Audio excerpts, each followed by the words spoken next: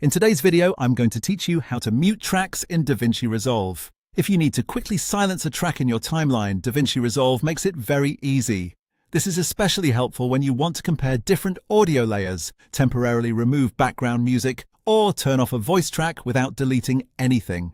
Muting a track is a simple way to keep your edit organized while testing how your project sounds.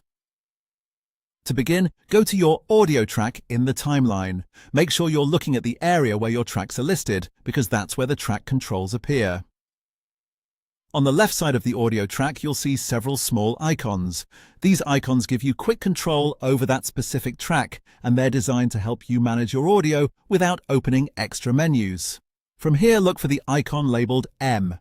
The M stands for mute. Once you click that M icon, the entire track will be silenced. That means any audio clips placed on that track will no longer be heard during playback, but they will still remain in your project. Nothing gets deleted, and you can turn the sound back on at any time. This is useful because it lets you make non-destructive changes while editing. In other words, you're only disabling the sound temporarily, which is perfect for testing different versions of your edit. For example, if you want to hear your dialogue without music underneath it, muting the music track can help you focus on the clarity of the spoken audio. If you ever want to unmute the track, just click the same M icon again. That will restore the audio so you can hear the track normally.